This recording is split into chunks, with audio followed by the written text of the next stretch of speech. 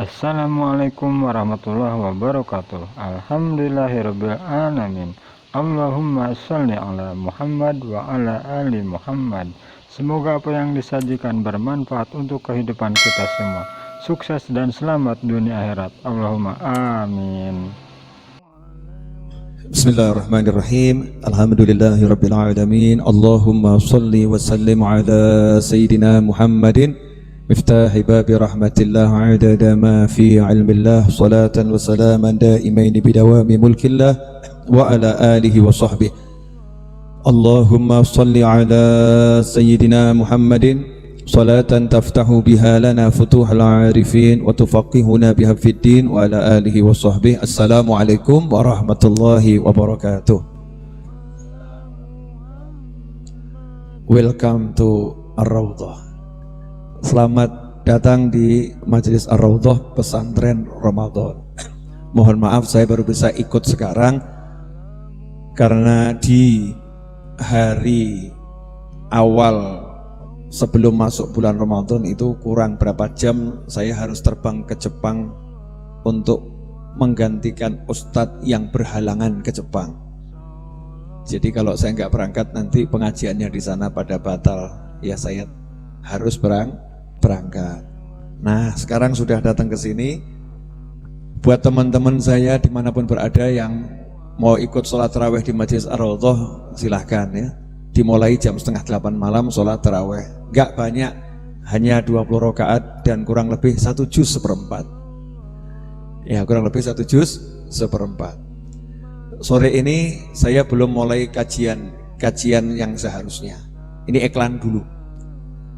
Nanti malam insya Allah jam 10 mulai kajian kisah-kisah para nabi yang disebutkan dalam Al-Quran maupun hadis-hadis Nabi Muhammad sallallahu alaihi wasallam. Nah, sore ini mau ngaji apa? Judulnya adalah Just Do It. Just Do It. Ya, kalau mau apa-apa itu ojo kaken mikir, tapi ya kerjakan saja. Innamal a'malu binniyat. Jadi judulnya kajiannya itu. Innamal a'malu binniyat. Sesungguhnya amal apapun amalnya tergantung dari niat. Hanya saja banyak orang salah memahami niat. Dikira niat itu sejumlah lamunan. Ngelamun pengen jadi orang kaya, bayangkan di tepi pantai ada kapal pesiar, istrinya 4. Ya, Ustaz Iis itu. Ya. Ngelamun jadi orang kaya itu.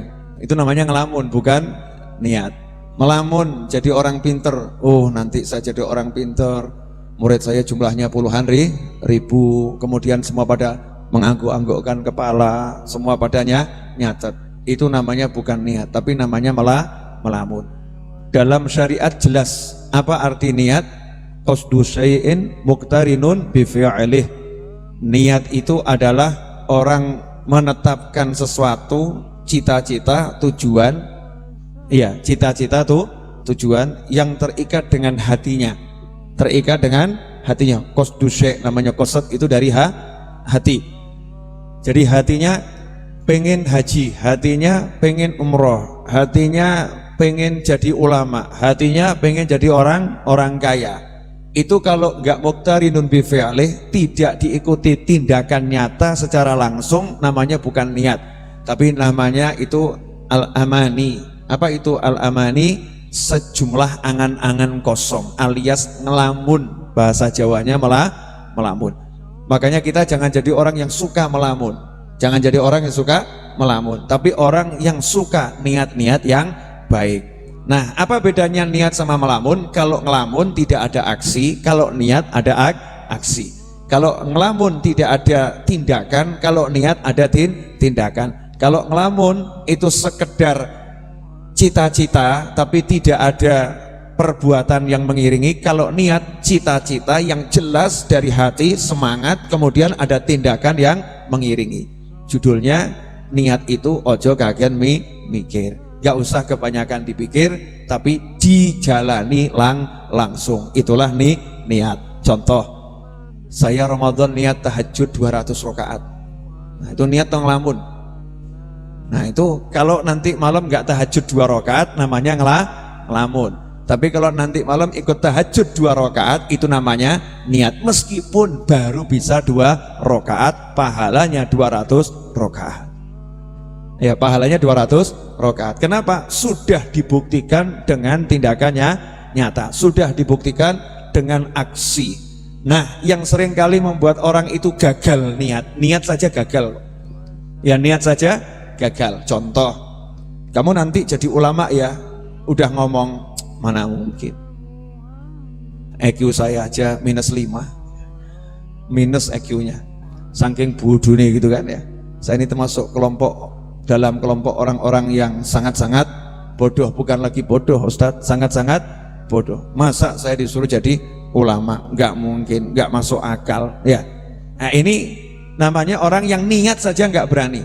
Niat saja nggak berani.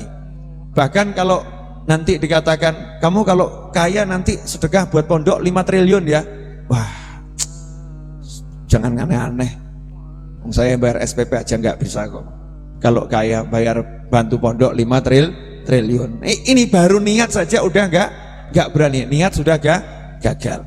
Nah beda dengan orang-orang yang kenal Allah subhanahu wa ta'ala, orang-orang yang paham Allah subhanahu wa ta'ala. Makanya niat itu urusannya hati sama Allah subhanahu wa ta'ala. Kalau udah hatinya nyambung ke Allah, selesai. Contoh, bodoh, bahasa Jawanya bodoh itu apa? Apa? Nggak apa-apa, banter sidik Jawa kok ya. Bahasa Jawanya bodoh apa? Goblok.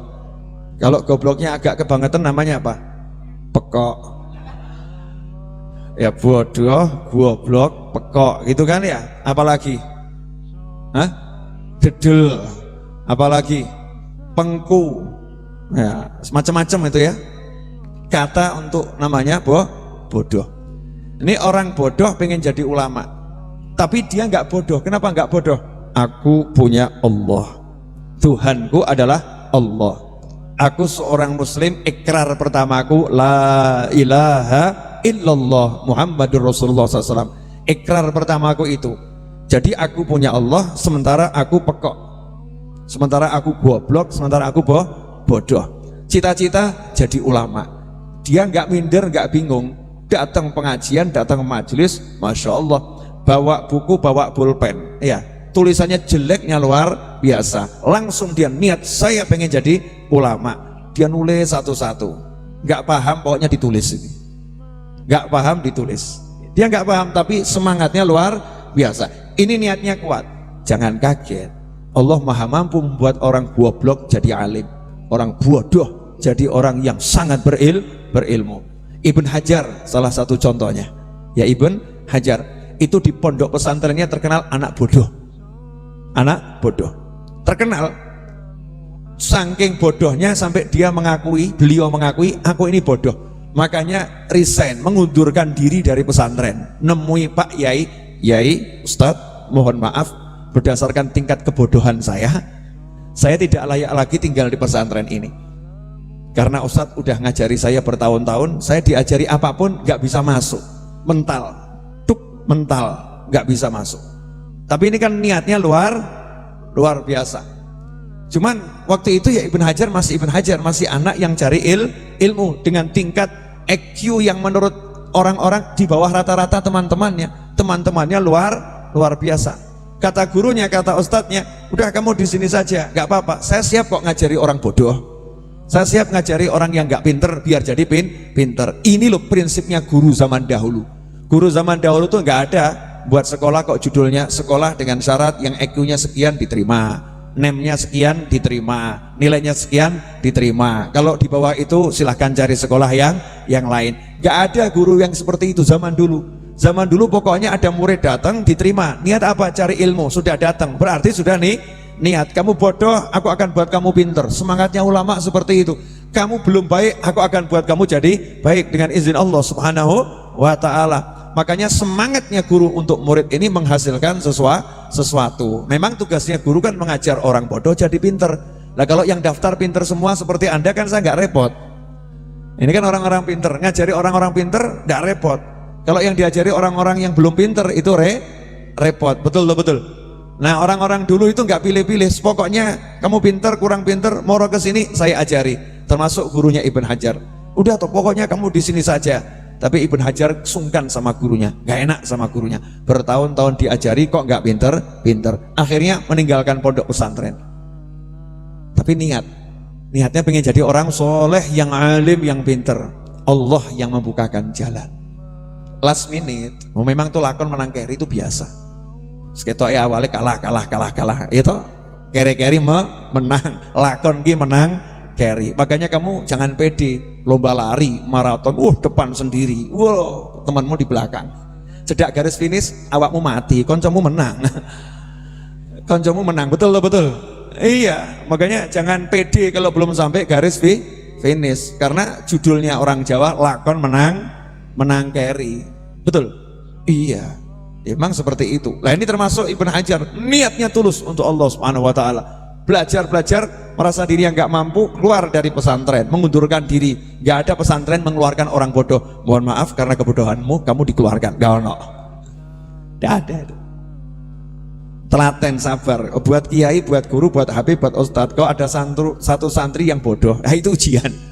Yaitu ujian kesabaran. Gurunya bisa sabar atau tidak.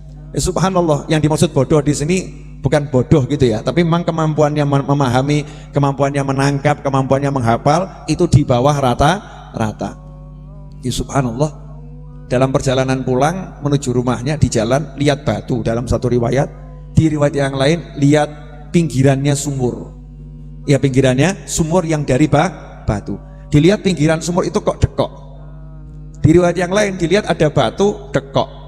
Ternyata batu yang dekok lengkung gitu ya, itu kena tetesan air dari gua yang netes terus tes. Lama-lama batunya lengkuk gitu ya, lekuk. Sementara yang sumur itu karena ada timba, dulu belum ada kerean gitu ya, jadi masih di tepi sumur ditarik pakai tali, kena gesekan tali bertahun-tahun, batunya juga lekuk. Disitulah Ibn Hajar dikasih ilham oleh Allah Subhanahu wa taala. Batu saja kena gesekan tali terus dia akhirnya lekuk. Masa kepalamu, hatimu kalah sama batu, lebih keras dari batu? Enggak mungkin.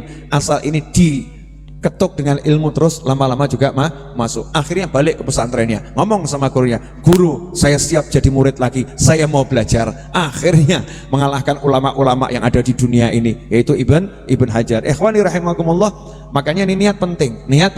Penting. Ketika orang niat, ya niatnya untuk Allah Subhanahu wa taala. Artinya niat itu pakai aksi, nggak pakai aksi namanya ngelamun. Kalau udah untuk Allah, Allah yang turun tangan. Allah akan memberi sesuai dengan kemampuannya Allah memberi, bukan sesuai kemampuanmu dalam beramal. Ya, kita dalam beramal kan kemampuan terbatas, betul. Tapi kalau ditujukan ke Allah, Allah balasnya sesuai kemahamampuannya Allah. Sementara nggak ada yang bisa menghalangi Allah Subhanahu wa taala. Tidak ada yang tidak mungkin untuk Allah Subhanahu wa taala. Allah selalu maha bisa, Allah selalu maha kuat, Allah selalu maha mampu. Tinggal kitanya mau nggak berniat. Pertanyaan saya, niat nggak jadi wali? Jadi wali aja takut. Makanya di Majlis Ar-Raudhah itu doa penutupnya Allah waktubni min auliyak, catatlah aku ini sebagai walimu. Ya, minta jadi wali Allah. Jadi wali kok takut banyak dosa? Justru yang banyak dosa itu calon-calon wali. Loh iya, orang yang banyak dosa kalau dia tobat, dosanya dirubah jadi amal soleh, dosanya dirubah jadi pahala, karena niatnya pengen jadi orang soleh. Lihat itu yang niatnya nggak bener. Siapa tukang sihir yang menghajar Nabi Musa, duel sama Nabi Musa, niatnya nggak benar saja dirubah jadi wali-wali Allah kalau tukang sihirnya, jadi pengikut Nabi Musa alaihissalam. Apalagi anda yang niatnya insya Allah betul, niatnya benar, maka jangan khawatir. Siap jadi wali Allah? Siap gitu loh, walaupun puasa bengok titik loh ya. Siap jadi wali Allah? Yang mbak-mbak kelihatannya kurang siap jadi wali Allah, siapnya jadi wali santri mungkin ya, segera punya anak, menikah, punya anak, begitu mbak-mbak? Enggak, oh enggak. Siap jadi wali Allah? Loh, yang depan nggak siap gantian? Yuk bareng-bareng, siap jadi wali Allah? Siap. Kan gitu, sekali lagi, siap jadi wali Allah? Siap. Nah, kita sudah prakteknya apa? Ya begini nih kerjaannya wali Allah, cari ilmu. Ini namanya bukan ngelamun, tapi sudah niat. Kerjaannya apa? Sholat berjamaah. Kerjaannya apa? Puasa Ramadan yang wajib. Kerjaannya apa? Qiraatul Quran. Kerjaannya apa? Menebar senyum. Nah, ini emang ciri-ciri wali Allah. Alhamdulillah insya Allah nanti malam kita bertemu kembali dalam kajian kisah para nabi.